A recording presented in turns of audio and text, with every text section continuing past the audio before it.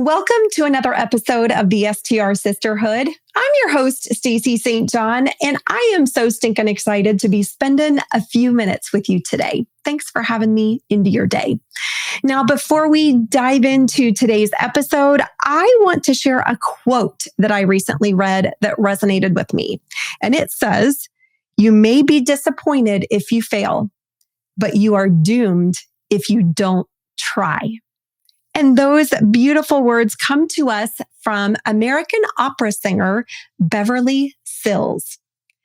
All right, my friends, today we are sitting down with the amazing Janelle Lawrence, and we are talking all about creativity in your short-term rental. Janelle is a ball of energy, and I know you're going to have a blast listening to this episode. So without further ado, let's go ahead and dive into my conversation with Janelle. So today we are here with Janelle Lawrence, and we have so many fun things to talk about. But first, Janelle, thank you so much for being with us. I am thrilled to be here. I'm so excited. I'm very nervous, but I'm thrilled. Oh, girl, there's nothing to be nervous about. So why don't we just start off and have you share with our listeners a little bit about who you are and where you live? Okay. Well, I'm Janelle, as we just said. We live in Texas. I live with my husband, and I'm a mom to 2 teens. We're in the teen phase right now, so please send advice and help on that. We'll say an extra prayer. No. Yeah. Let's see. I'm a recovering DIYer and a huge introvert. If you ever meet me in person, I'm told I have RBF, but I swear I want to talk to you. Let's see. I like to say that I'm proud to have proven a bunch of folks wrong by actually making money with my art degree. I have built a couple successful businesses and created a profitable portfolio for our family, and then even got to be a published author by being asked to be one of the writers in Hospitable Host Volume 3. So I feel like, so many creative people are told they can't do anything with this degree. What are you going to do? So I like to point out that you 100% can. And then I feel really lucky that all the twists and turns and different things I did in my past have led me to really feel like everything has a purpose now with short-term rentals. So continuing on with, we're collecting houses. Like my husband collects comic books, and I legitimately have a list of houses that I would like to have, like an A-frame and a mid-century modern that no one has touched. Like where doesn't even matter personally, but for numbers it matters. But things like that. That is awesome. I haven't heard it put quite like that. My husband collects comic books. I collect real estate. Yeah, I don't know. It could be a problem or it could not be. Depends on the day that you ask us. Hence that recovering DIYer that I mentioned earlier. And let's see what else. Now I'm curious. Sorry to interrupt you. No. You say you're a recovering DIYer. How did you become recovering? Like what did it look like for that transition to take place? Well, I've always loved like the thrill of finding a good buy or a treasure, at an antique store or a Goodwill. And then just out of necessity is how we figured out how to renovate homes. Like the first home we bought, it was back when you could buy things with 0 down. So we did. And we were right out of college. Like my husband hadn't even gotten his first paycheck yet. We had to just send off the hiring papers. So we didn't have money for blinds and all of the things. So we watched YouTube videos and learned how to lay a hardwood floor. Like before we moved in, we went from college kids to scraping popcorn and laying hardwood floors. And I know people can't see it like on podcasts, but I got like this huge gash and had to go to the emergency room, and the bill of that was more than what would cost to pay somebody to put in the hardwood floors. But obviously we didn't know that when we started, because I was 6 days from my insurance kicking in at my new real job. So, oh my God. Fun times. That was fun times. I took a picture of me like with anyway, that was like 20 years ago now. And then so just out of necessity of not being able, like seeing quality work, but not being able to afford it. So it was either we figure out how to do it ourselves or it doesn't happen at all. And slowly through house hacking, and then we didn't even do that on purpose. Like we built our first house for us to live in. And then when we wanted to move closer to family, we listed that for sale. in the middle of like the 2008, 2009 recession. And we got asking price. The first person that looked at it bought it. And she bought all of my furniture and curtains inside so that she could just move in. And I was like, I had a moment of, oh my gosh, people do this. And then now I get to move to the next house and start over. So that's kind of how it escalated. And then eventually we kept a few as rentals and then bought ones that we purely investment that we hadn't lived in and then got into short-term rental. So now we've gotten a little bit older and the kids don't always appreciate being put to work. Mm-hmm. So we're realizing if we want to continue to grow that we are going to have to let go of control and bring on people. And we have tried and it's backfired majorly. Like our first major attempt was actually this house in the first week of March 2020, if that sounds familiar to anyone. Oh, yeah. We had realized we would like to flip and restore houses. Like I love getting a house down to its bones and bringing it where it should be and then people moving in. So that's what we had done up until that point and wanted to do more of it around the Dallas-Fort Worth area.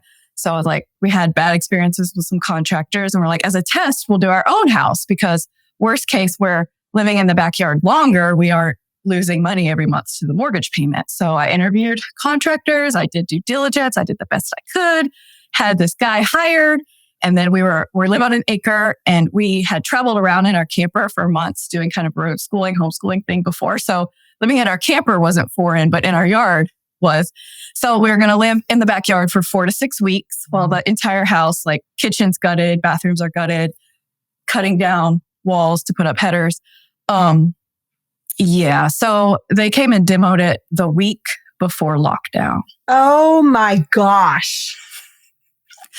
So I can send you a picture of what my house looked like when we realized we don't get to leave our house for months. And at the beginning, he was like, we're going to show up. He's like, I'm ex-military and I stole my mask, my gas mask. So we'll be there.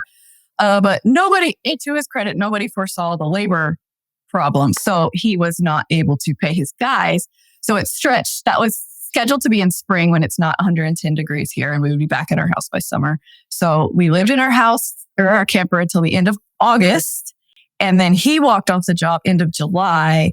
So Jeff and I still DIY'd from gluing down our hardwood floors to everything else to get back in our house. Wow.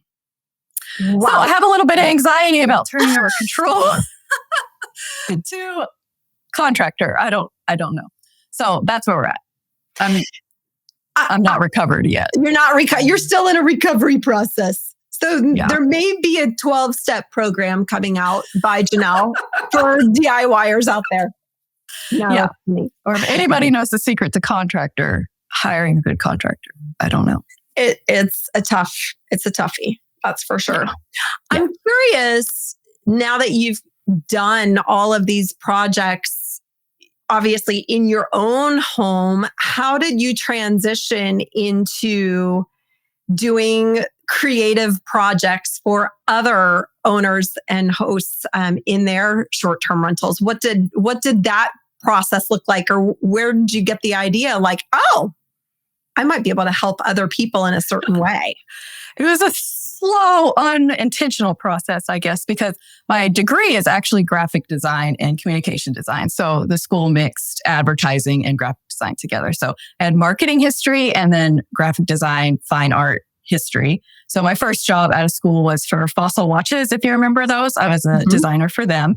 And then in the DFW Metroplex, that's like the cool place to work. It's the Google of graphic design.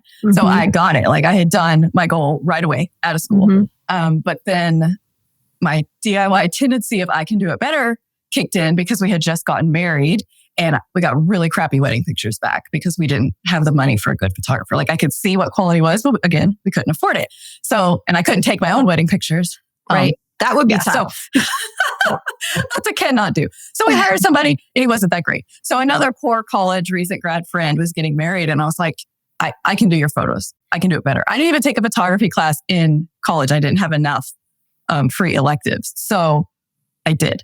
And then I grew that within a couple of years to where we were traveling around the world shooting weddings. I won a couple international photography awards and was able to quit my Fossil job. So that wasn't ever in the plan. But then, things progressed quickly with me. Mm-hmm. So I have graphic design background and then wedding photography background, which is also is photography, but then also dealing with people on the most stressful days of their lives and leading up to it.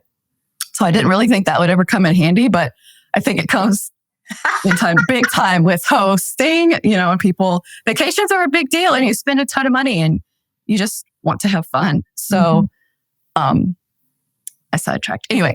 Okay. So I had the photography business and I thought that having kids who nap 3 hours in the afternoon would mean I could do both. And that was a lie. That was an absolute lie for my loving children. So I ended up making the choice to shut that down for a while and then just focus on family.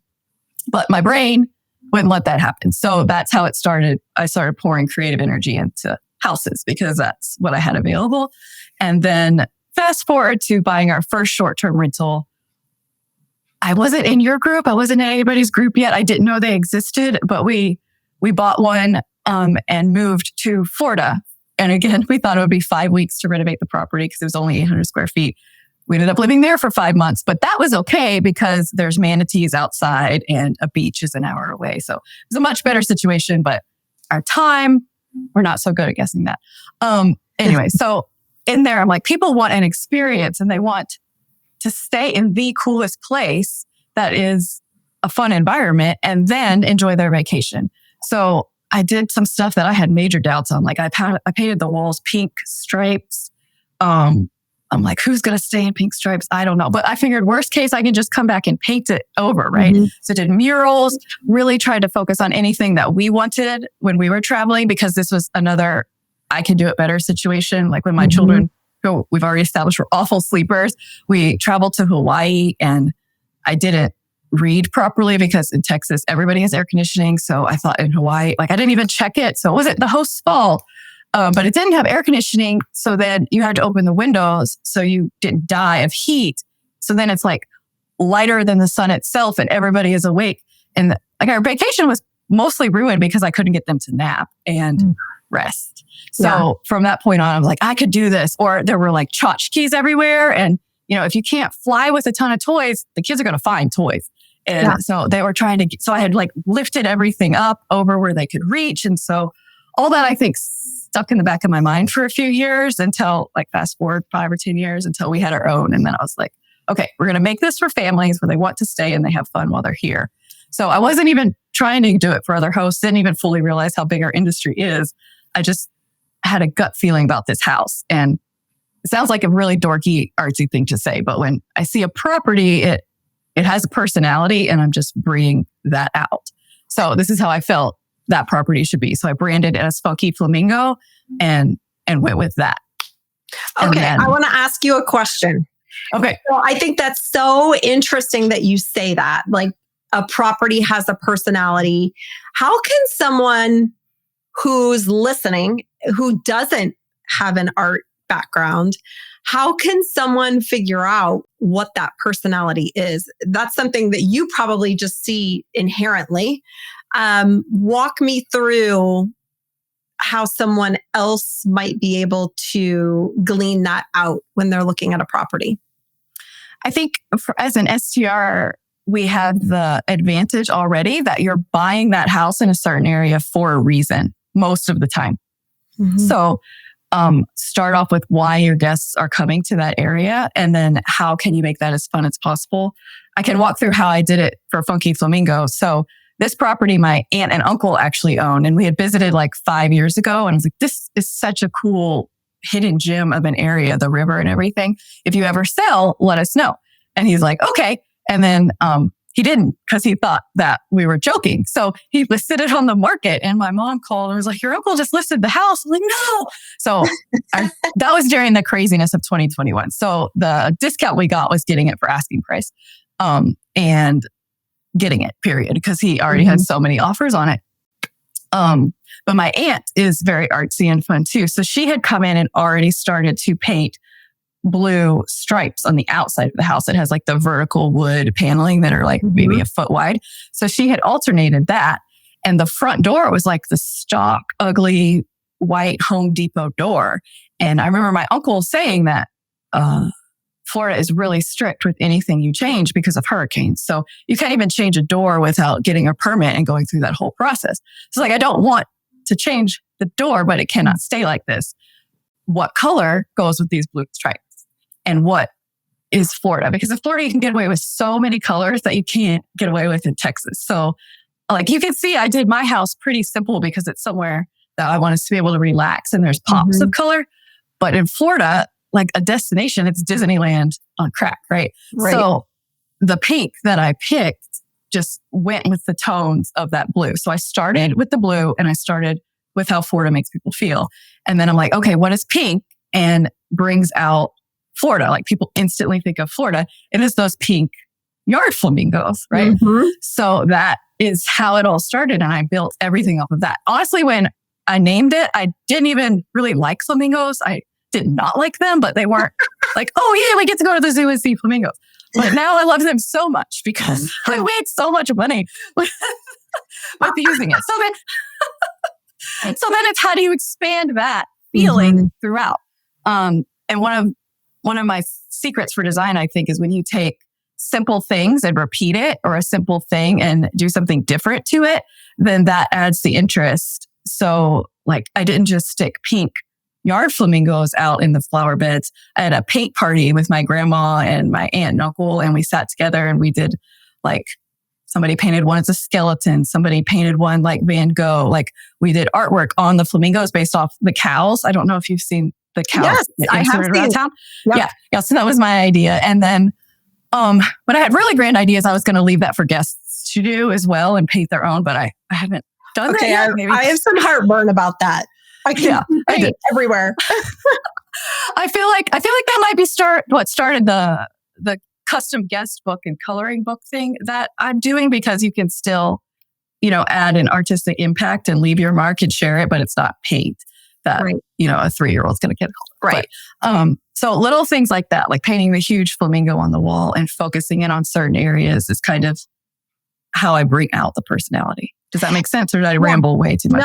No, I think it makes perfect sense. I'm curious too, at what point if someone is looking to do this in their own place, at what point does art become cheesy? Have you ever been to a beach property and there's like these cheesy crabs all over the walls and it's like, ugh, right? So how does one do something fun and creative without the cheese factor? Does that make sense? It does, yes. And I think it's about balance and fitting what you are doing and how much has it been overdone. So I think the Smokies could do without ever seeing a bear again in their entire life, right?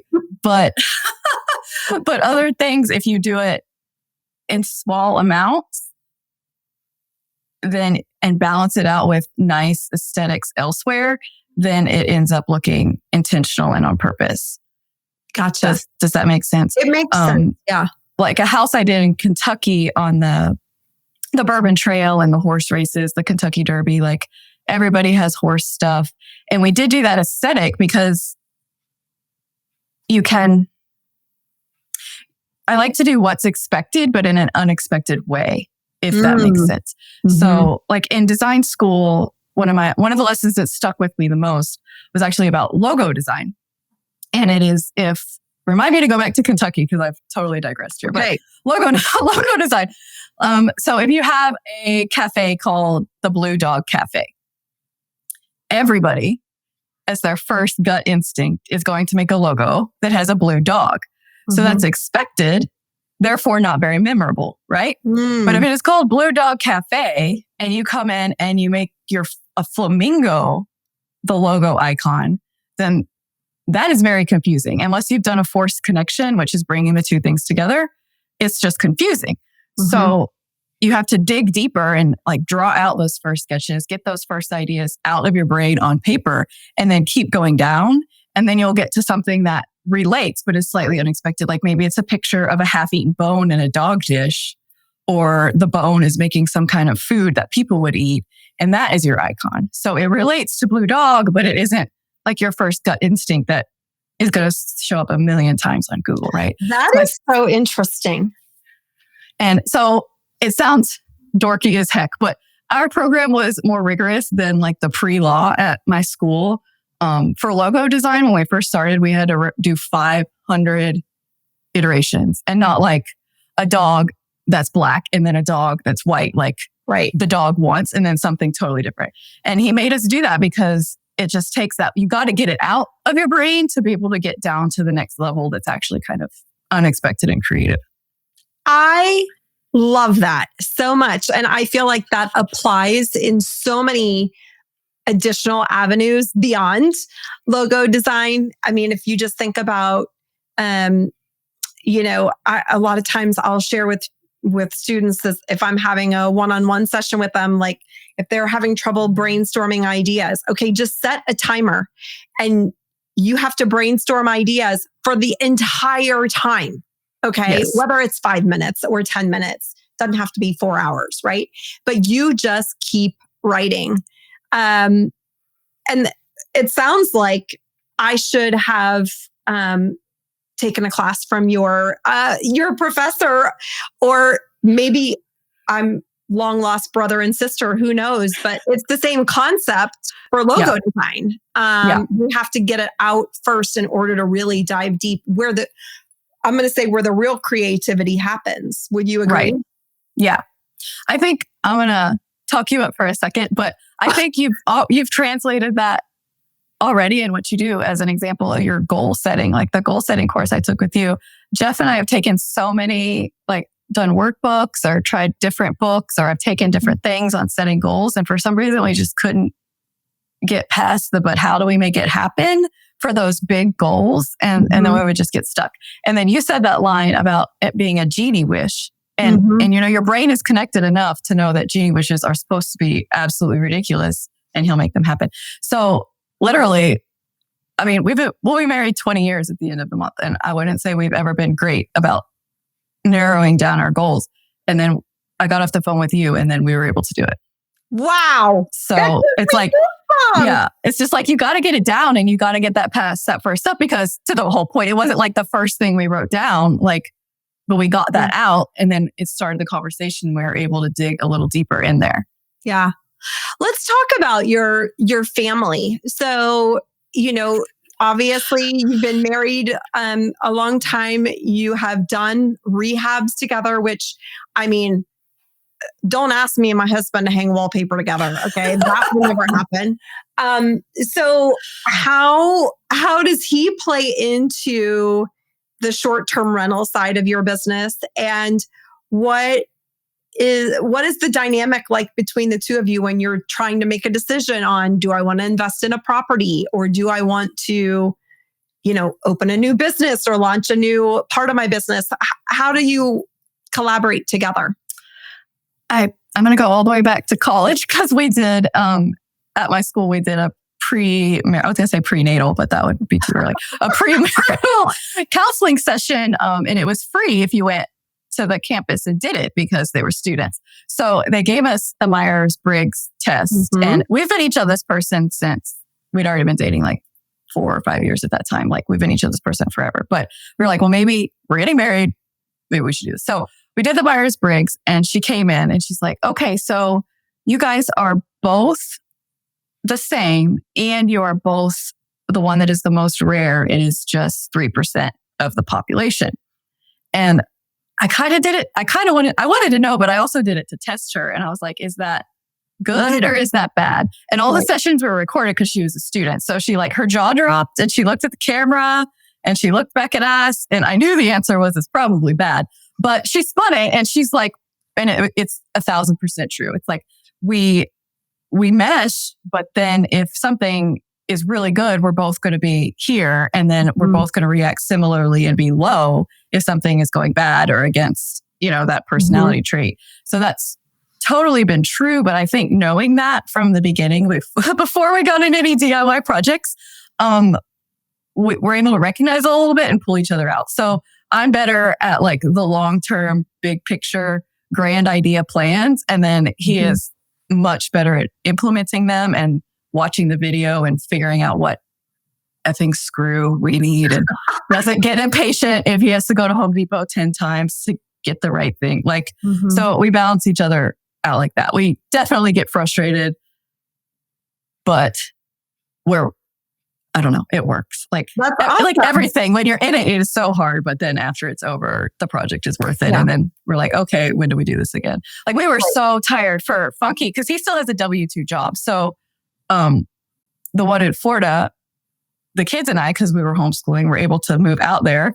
And then he still had his W-2 job. So he wasn't able to help with that one as much. So he would have to fly in and out. I got a picture of a suitcase that he packed leftover backsplash. We did like the really light wood pine slats at this house, and we had enough to use it there. So he flew to Florida with backsplash and eggs from our chickens. Oh my gosh. And then a little bit of his clothes. So that's, if that sums up the chaos. Wait a minute. Wait a minute.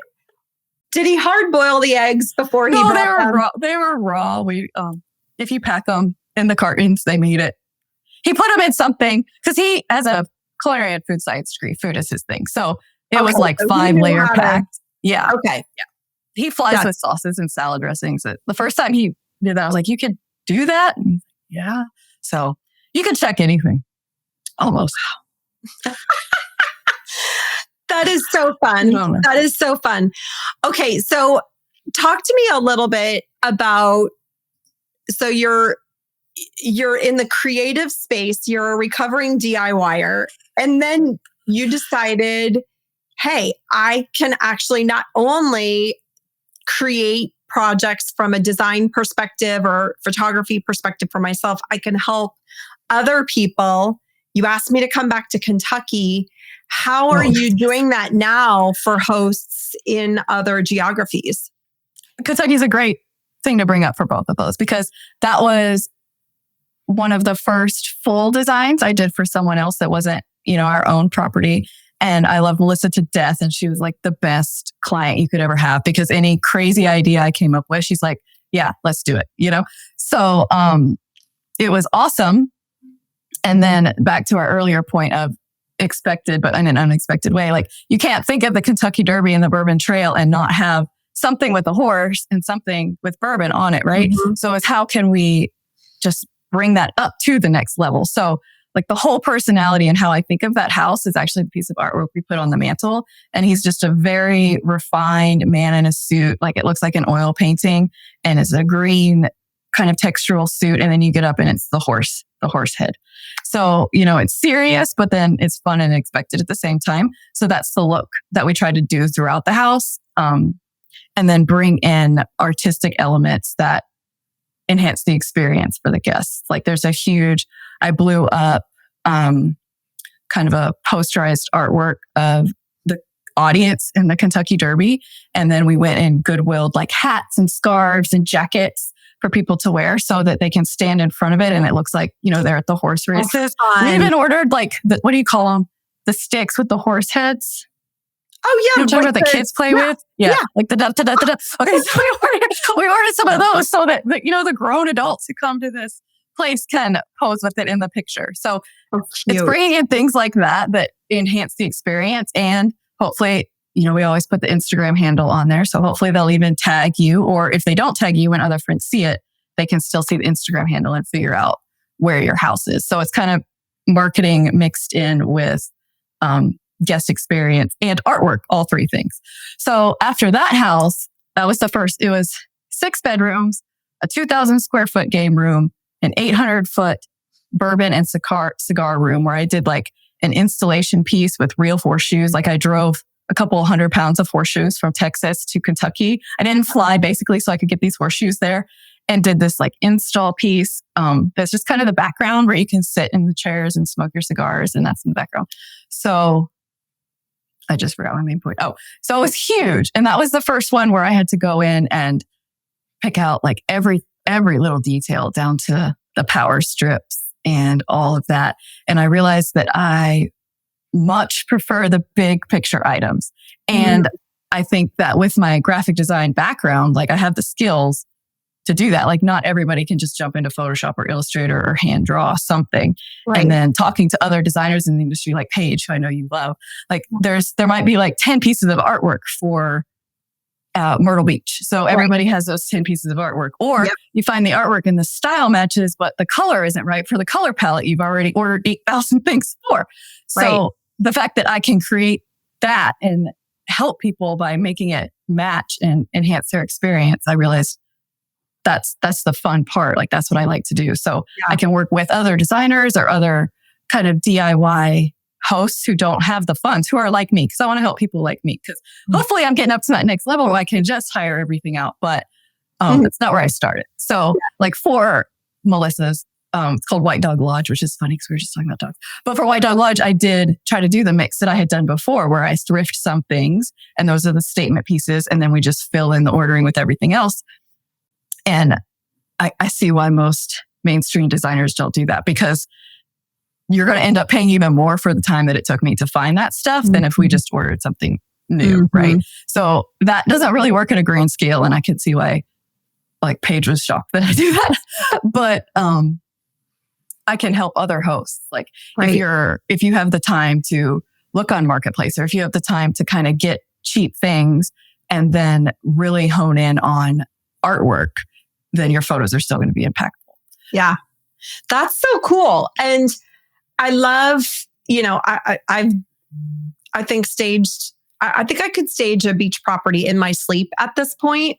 I love the concept that you can help create an experience for a guest inside of a property that is truly unique because it's come from your brain, right? It's not come from Hobby Lobby like every other property. And that's what we're left with sometimes. If, we have a blank wall and we can't find something that we can order in and we're on a short timeline, where do we go? We got a Hobby Lobby or Home Goods, right? Right. But when I look at another property listing online, I'm like, oh, I know where she got that. Oh, I know where she got that. Yeah. It's reality. Yeah. So I love that you're doing stuff original. That's phenomenal. It's really fun. I'm just now starting to get it organized, and I'm trying to tier it a little bit in the interest of people with budget, because I don't know, you can go to Home Goods and get, a 30 by 40 piece and you've already spent $400.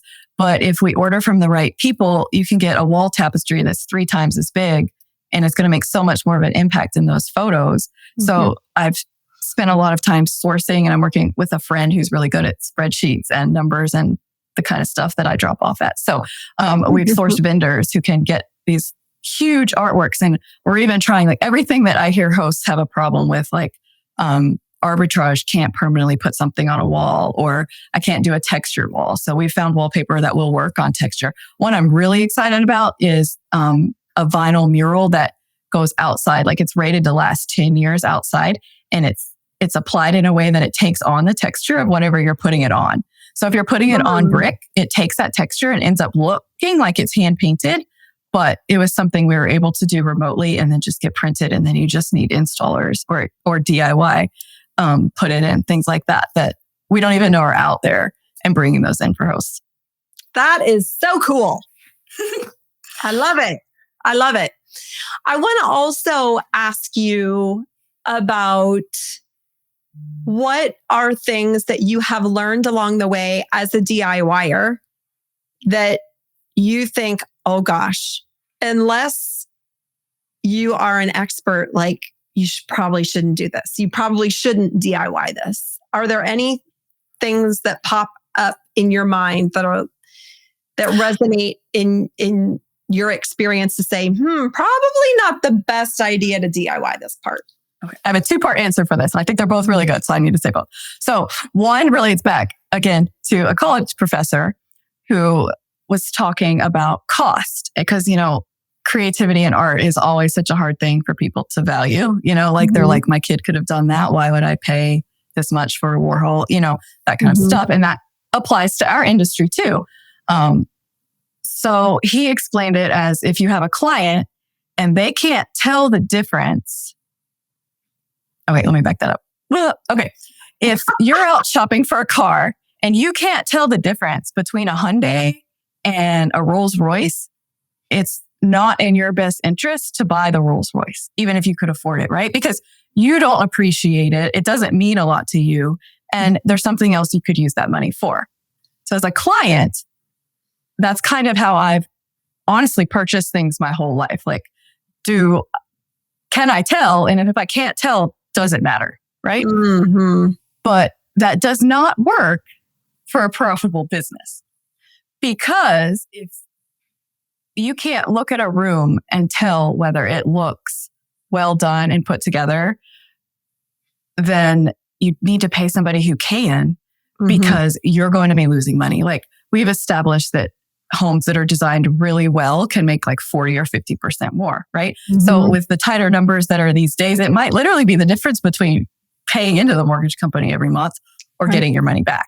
Right. So I feel like if you are honest with yourself and you like flip through Airbnb for the ones that are in your area and you can't tell which ones are the superstars, or you can tell, but you aren't quite sure what elements get it there, then that's probably when you need to bring someone in to pay for it, because it's affecting your business. It's a business decision at that time. It's not a personal decision. Right.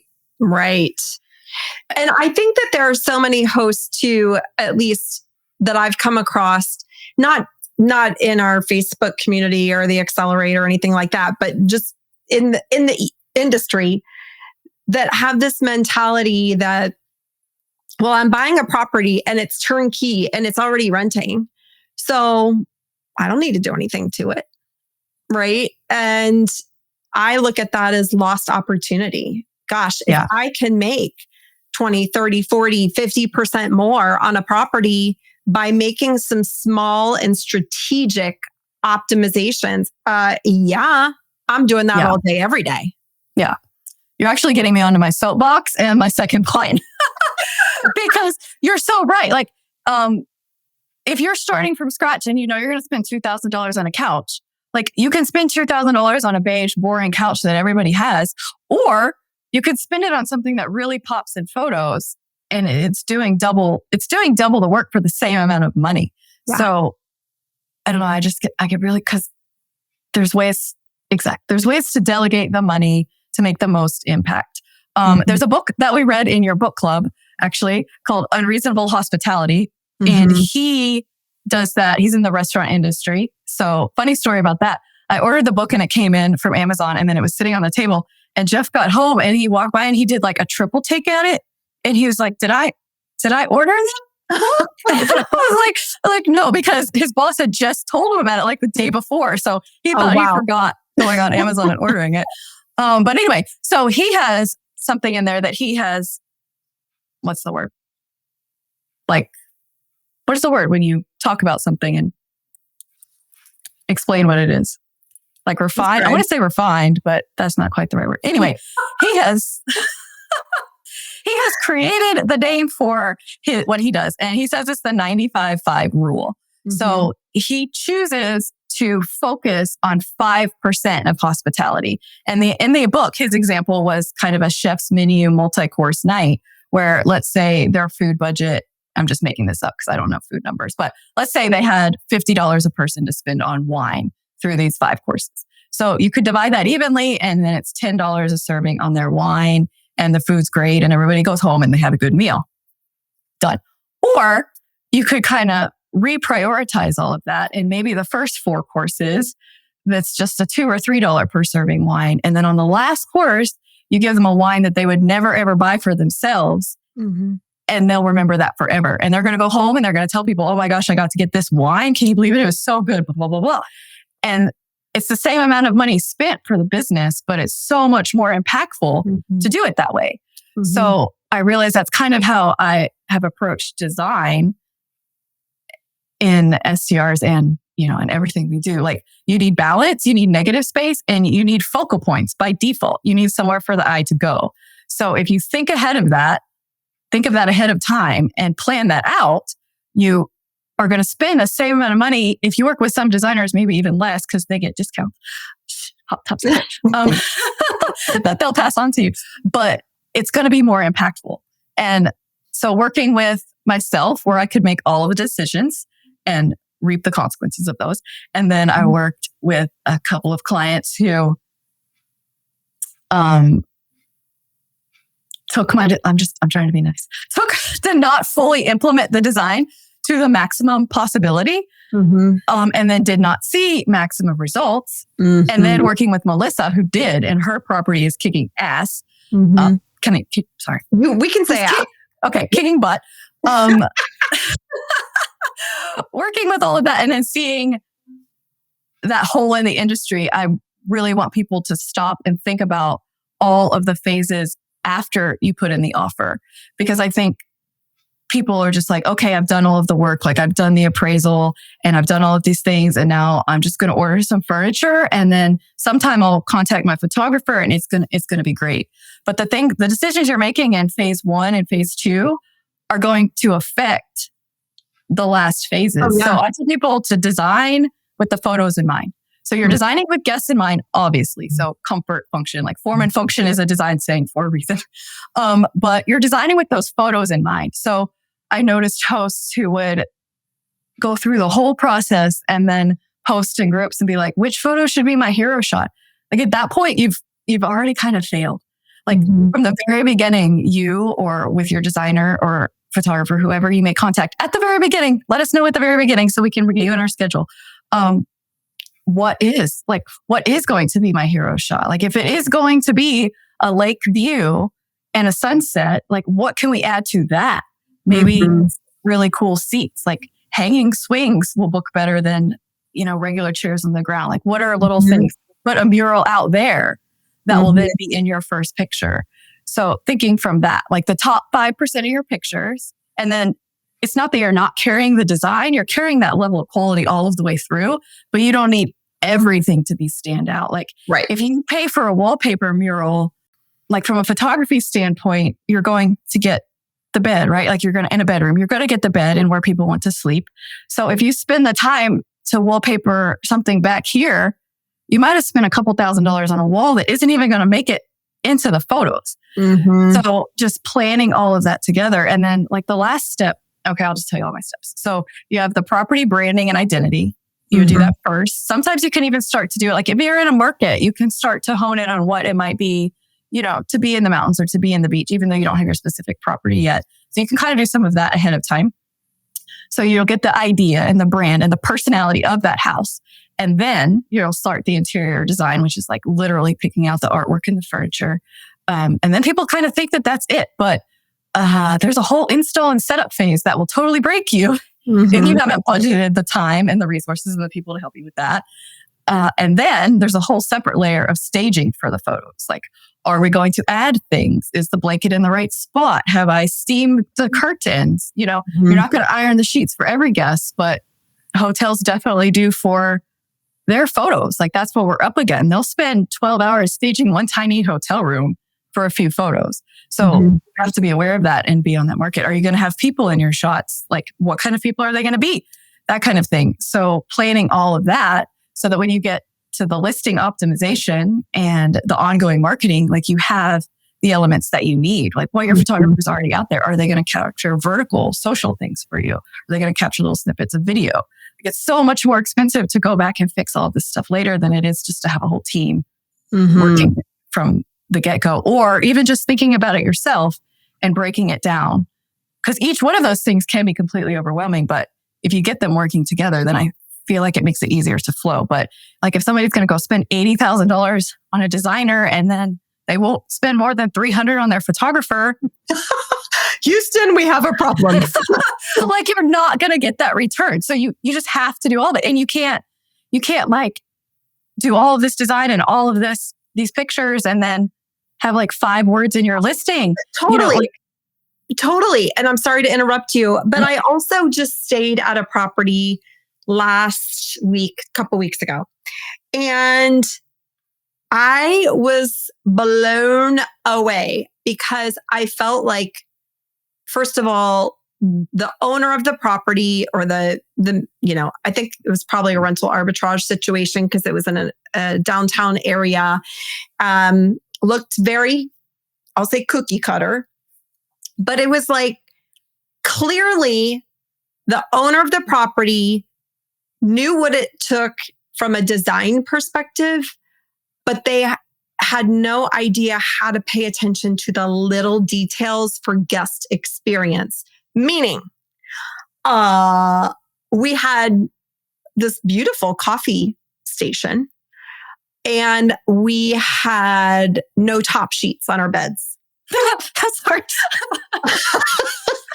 I mean, it's that kind of a thing. Like, let's think about it holistically from a design perspective, from a listing perspective, from a branding perspective, from what is a guest going to feel like when they walk in your home, they're staying for a week and you've left one bath towel. Like, right. Hello, people. Yes. You know? Yes. So I love the concept of making sure that you're doing it in the best way possible, from soup to nuts. And this is where I heard that phrase for the first time the other day, and I do not know what it means. Really? Oh my gosh. From A to Z. But like, what's soup? What is I don't know. Nuts have to, okay. I have no idea, girl. I've just used that phrase for years. I don't know. I feel like we need to if you're listening and you know what from soup to nuts really means, please send me a message. We need the source. It must be a northern thing because I have never heard that before. It's hilarious. I'm sorry. That was an unnecessary interruption. No, it's fine. Anyway, but I think so many times hosts or owners of properties feel like it's an either or. Oh, I've got the design down, so I don't need to worry about being a great host. Well, I'm a great host, but I can have an ugly property. It all goes together. Yeah. Would you agree? It's a two-phase situation here. Like, you're designing for the photos in mind because you need them to notice you to get to the house. And then once they're there, those photos need to match the experience that they're having. And I totally skipped over this, but back when we started getting into real estate, I became certified as a home stager and I did photography for real estate.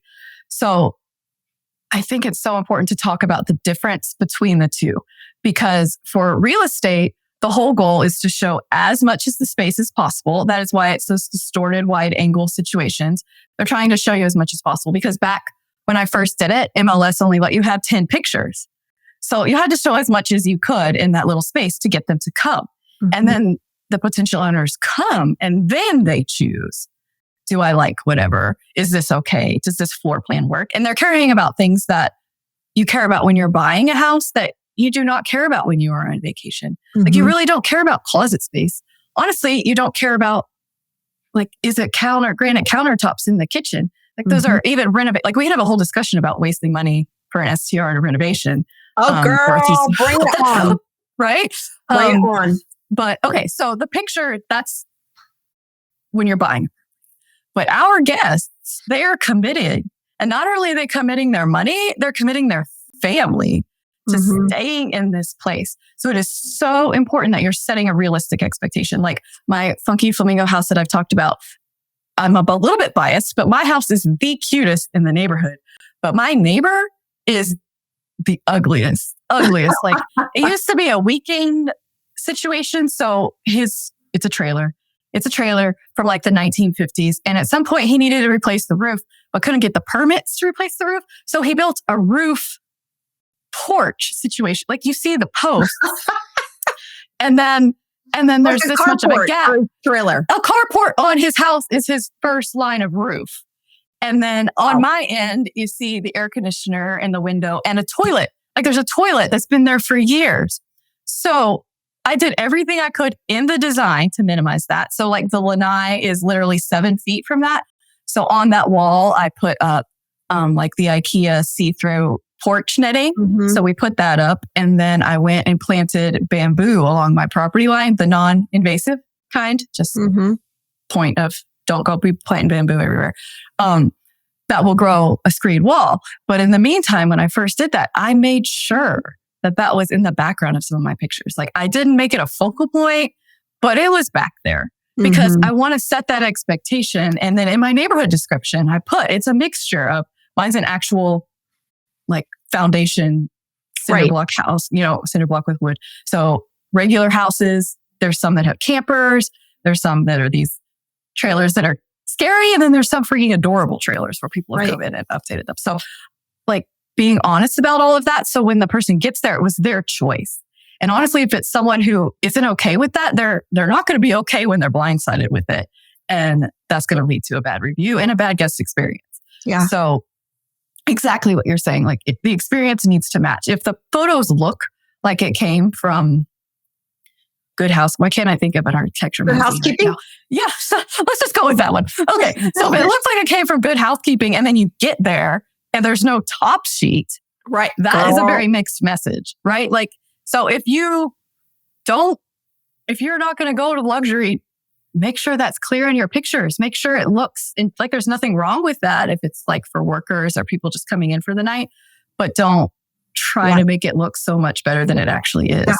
Yeah. Totally agree. Okay. I feel like I could have like a 4-hour podcast interview with you. This is so fun to talk to you. I was so nervous, but time is going to last so quick. This has been awesome. So I want to move to the lightning round. Okay. I want to ask you to answer with the very first thing that comes to mind. First question is, where is your favorite place to vacation? Anywhere with low humidity. I'm going to keep that broad. I recently went to Colorado, which is fabulous at 8,000 square feet, and then just got from San Diego, which, it's obviously sea level, but there was no humidity and people were outside, like walking around. It was amazing. So I have to leave that open-ended. No humidity. Okay. That's a pretty broad scope there. Okay. What's one place you've never been that you want to visit? We've been to Europe, so I'm going to go with Africa. I don't know. I would like to be one of those people who've been to every continent. So I have 5 more to go. There you go. Yeah. There you go. Okay. I'm not going to let you tie me down. I'm giving Brian. Oh, wait. I might be tying you down. What's one thing you know now that you wished you knew when you were starting out in the world of short-term rentals? This is going to sound cliche, but there's a community out there that will help. And it is so much easier to do things with other people and to bounce ideas off of each other. I know, like I said, it was Jeff and I forever. So it was really hard to just take that jump and start going to things and meeting all of you guys. But I think that even just doing that quicker right from the get-go would have helped. Yeah. No, I totally agree. I think sometimes people believe that a quote community is just a Facebook group. As you and I both know, I mean, we see each other multiple times a week inside the Accelerator program and the Achievers Club. There is something truly powerful about being able to share a problem or an issue that you're having and have multiple people say, oh, I've dealt with that, and here's what I did. Oh, I've dealt with that, and here's how you should think about executing this. Oh, I've dealt with that, and here's the biggest mistake that I made, right? So if you're listening and you're like, okay, I'm part of all these communities, right? There's so much more. There's that deeper connection. Would you agree? Yeah. And I really do think it's meeting people in person and just having that whole experience, like sucking it up and going. Yeah. You just got back from the Hospitable Host Retreat. I know. I did. Yes. Talk to me about what, from a retreat perspective, what you expected to get out of it and what surprised you about what you walked away with. This is funny. I feel like I preloaded you with that question, but I did not. So I booked it.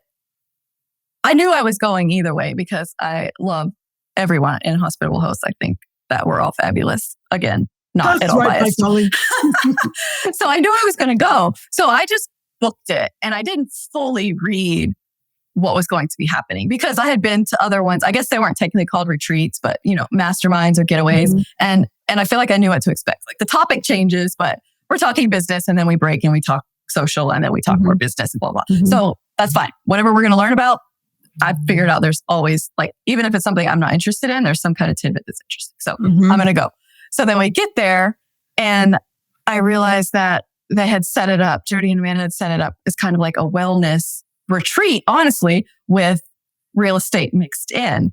And when like we had first met and she kind of talked about what we were going to be doing, and then we go out and we're eating lunch outside in the middle of the day, again, San Diego, they were like, Amanda said, can you set your intentions or what you would like to get from this experience? And I freaking started crying. Like I hadn't met many of these ladies in person. And I don't know, like just realizing that maybe that I was in the right spot and I did need that balance. That's like something I really need to work on. So then I was being forced into it because I honestly don't think I would book like a wellness retreat for myself right now. I wouldn't take that time because that seems selfish as a mom and all the million things we're trying to do. But A, it was accidental, but then B, balancing it with work. I think that was the perfect thing because I was going to ask you guys because I cannot find this quote. I feel like it was in the Who Not How book. And it was something, don't quote these numbers, I'm totally making it up, but I feel like it was like 70% of your great ideas come to you when you're not actually sitting down trying to do work. Oh yeah. Was that in that book? Where is this from? I don't know. I don't know the quote, but it's very true. And it's also, there's science behind that. It's because of the way that your brain is processing information. And then when it has, quote, downtime, it will automatically start generating the ideas. Think about how many great ideas we've come up with in the shower. Yeah. Right? Yeah. That's why people have like those little water pads and stuff. It's because there's a water pad. I didn't know. I'm pretty sure there is. But there's science behind that. And that was my biggest takeaway when I went to a beach retreat in April. I was blown away. Obviously, I had all the, similar things that you did. You got to connect with people and you talked business and you got to know people. Yeah. But actually the personal growth that I had, I did not expect that. And it was often during the quiet times where I was by myself. Yeah. Yeah. Like they did sound bowls, which like I've done yoga and all that kind of stuff. I feel like I'm a little hippie, but I had not done that kind of stuff. So there was sound bowls and breathing. And that was like, some people had some really like huge releases and So the balance of doing both. So I think everybody who's coming to your retreat coming up is going to be blown away because it looks like you have balanced that really well. I don't have any sound bowls planned. Okay. But you have massages and all kinds of stuff. I do. Yeah. It's gonna you have to be quiet and think to balance all of that out. My biggest challenge during a massage is oftentimes I fall asleep and then I wake up and the massage is over and I'm like, what just happened here? I need you to do it over while I'm awake. Anyway. I like the hard massages, so I can't quite fall asleep with those. But it does seem like time. Like it's like there's no way that was an hour, and then it is somehow. See, I've gotten enough massages now. We're totally digressing. Okay, I'm so sorry, but I've gotten so many massages now that my brain will start to anticipate, oh no, she's getting to my feet, which means I'm going to turn over, which means the massage is like 2/3 over. Like it's already anticipating it's going to be over. I have a slightly embarrassing story, almost like that. So, when you do yoga, they have you lay there for a minute and then they might do like the soft sound and then maybe like a bell to let you know that it's over. Mm-hmm. So at the Hospitable Host Retreat, they were doing the sound baths, which is just a lot of sound. And so it had started and you don't have a sense of time, right? So it had started and then she did the thing and she did the ding. And I was like, okay, it's almost over. I can go pee now. And my body was like, okay, you can pee. You're going to be able to pee. But then it wasn't over. It was like only a third started. So the whole rest of the time was just my bladder being like, what are you doing, Janelle? It's time to pee. And I couldn't get up because like I had Pavlov dog response to that one ding, I guess. I don't know. It's funny awesome. Now, but at the time I was like, I'm wasting this. That is awesome. Okay. We have established that retreats are an amazing thing. Clearly, I will not ring any bells or dings at my retreat in the middle of things. Yeah. All right. Next question. What is the best piece of advice you've ever been given? That's a hard one. I'm going to go with what applies to my life right now the most. And that is that you can't do everything. You can't be good at everything. And so I've really been focusing on niching down. Like originally I wanted to help hosts like from the beginning, the branding identity, all the way to coming and doing the photos and making sure all of that gets set up right. Because it's so important to drop one ball that it makes me sad when that happens for hosts. So I want to do all of that, but then trying to get all of that started, I wasn't really making progress in any of the areas, if that makes sense. So somebody was like, you have to niche down and pick and kind of do things in stages. And I think it's also the greatest year ever in the focus planner that you guys, that I've learned from you again. Like where you have to sit and pick. You can't work on everything at the same time. It just doesn't work.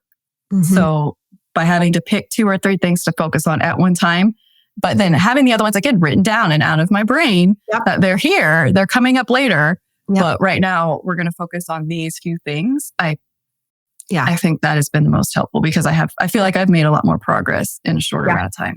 Yeah, absolutely. And then once that thing is done, then you just add in the other thing that's on the paper, right? Yeah. The next thing. So good. All right. Last question. What's one thing and or person that you're grateful for today?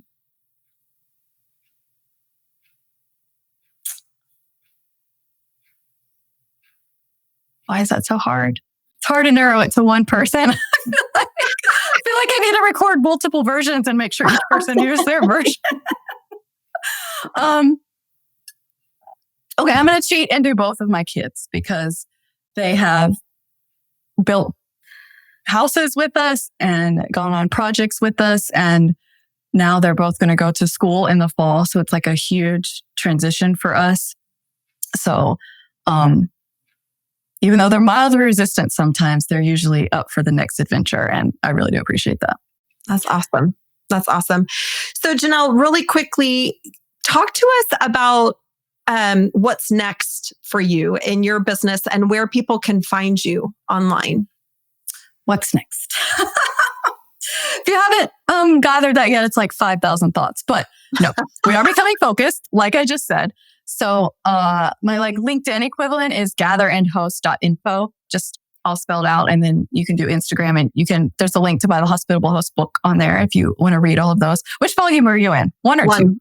Okay. So you need to buy all 3 volumes. The link's on there. And then next I am trying to acquire properties off, learning how to do that off market with you and Maria. So I'm really excited about doing that because we've never bought a property move-in ready. And that honestly gives me more anxiety than buying one that needs some work. Like there is nothing more frustrating to me than buying a property that has just been renovated, but renovated poorly. Then because it seems like a waste of money to come back in and redo it. So I guess that's where that control sneaks in. I would rather be the one to do it in the first place and bring it like it's supposed to look. Like, can I just say one tidbit? If you have old hardwood flooring in your house, you cannot come in with laminate or the tile that looks like wood and have them butt up to each other. Like that should be illegal and people should go to jail. So I forgot the question. I just got off on. Well, what's next for you? So we know what's next? Okay. Yes. So we are trying to expand and fully launch the custom art and guest goods and things that really make hosts stand out. Yeah. I love that. And so if someone wants to get information about that, they can go to Gather and Host. You're on social, you're on Facebook, Instagram, all the things. Yeah. All the links are on there. So try to keep it organized. Yes. I love it. And then we would love it. This has been so fun. Thank you I've had so much fun being here. Thank you for asking me. Now, before you go, I want to give a quick shout out to some of the amazing women inside the Female Short-Term Rental Investors Facebook group. Just a few days ago, Jennifer Digg posted, "What's the best thing you did or have at your Airbnb that guests love?" And we've had 113 women so far jump in and share their amazing tidbits. Kendra Barnes says a $3 bottle of wine from Aldi or Trader Joe's dazzles them every time. And So many fun things. Christina Arnall says a giant spa shower. This is by far my most discussed item. Amy Shaver says a towel warmer near the hot tub. Ooh, I love that. Ilse Bernard posts a basket of reading glasses and notepads with pens. Great idea. What a great idea. And with that wraps up today's episode. I hope you have a phenomenal day and a phenomenal week. And I feel so phenomenally blessed to be a part of your life. Thanks for having me in it. And I'll see you soon.